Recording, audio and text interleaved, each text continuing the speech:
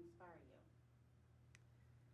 With the comic, what Jack Kirby has created, the story of the Eternals, existed sort of on the peripheral of all these popular characters at the time.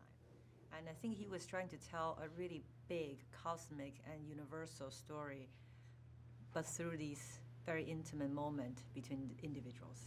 And I love that aspect of the way he tells stories. And that's how the vision of Eternals is inspired. The movie is huge in terms of scale and stakes. What was your approach to keeping intimate moments and character moments balanced with the action and spectacle? Well, I think one of the first things I pitched to Marvel was a William Blake poem, and that poem tells us that you can find the endless beauty and meanings of the cosmos in the smallest things on the planet. So from the very beginning, finding that balance was the challenge that will make the movie what it is. And so it's all about making sure every character, every relationship gets its time to breathe. And the shots gets to breathe because audiences are able to, not necessarily depending on the fancy camera moves, but discovering what's within the frame and make their own conclusion of what's this character's relationship with the world they're living in. Because the film is so much about our relationship with the planet and with ourselves. How important was it for you to shoot on location and use practical sets? It's kind of what I was saying earlier, that you have to really believe these immortal beings have walked the earth for 7,000 years. In order to do this kind of wide-angle, longer takes with deep focus, shooting on the stage, you will run out of frame very quickly. It has to be done on location. Also, you don't want to miss the kind of spontaneous moment that your cast is interacting with the real world. And you have limitation of the real world, which is time of day, weather, things like that. That's what makes us human.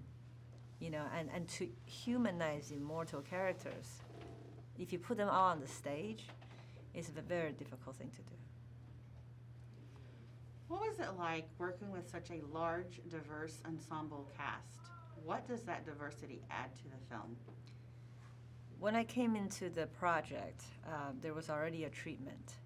And I think Marvel had made a lot of great decisions, be inclusive, and allow audiences today to see themselves on the screen. What excites me even more is that these individuals are unique beyond what they look like and what they represent.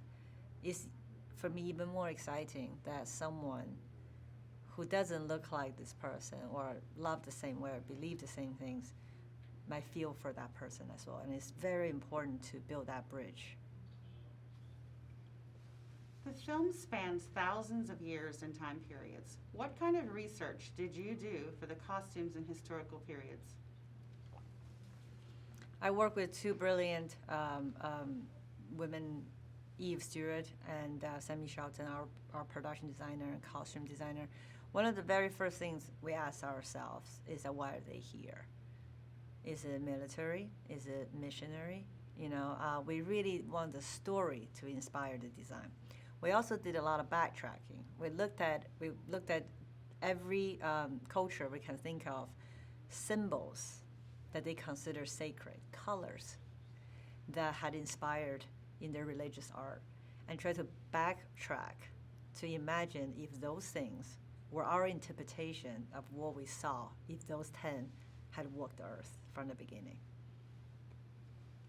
Tell us why the eternal spaceship, the Domo, was such an important build.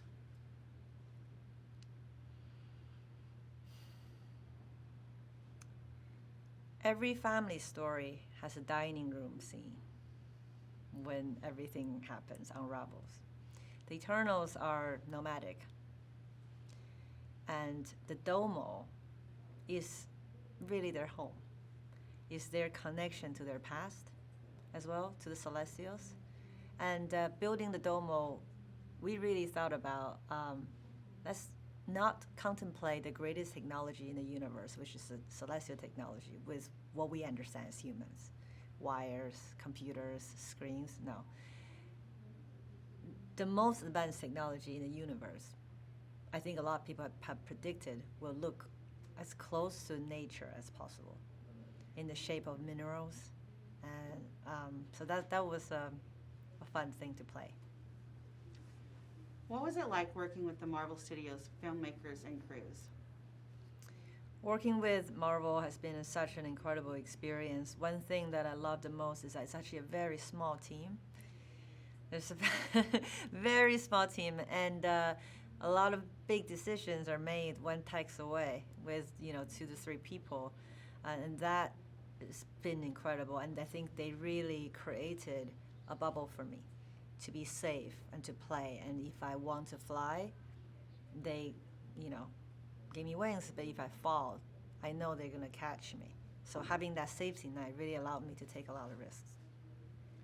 What do you hope audiences experience when they see the film? Well, I hope when audiences see this film, they have a great time on this crazy adventure throughout time, and they get to meet and fall in love with 10 brand new characters.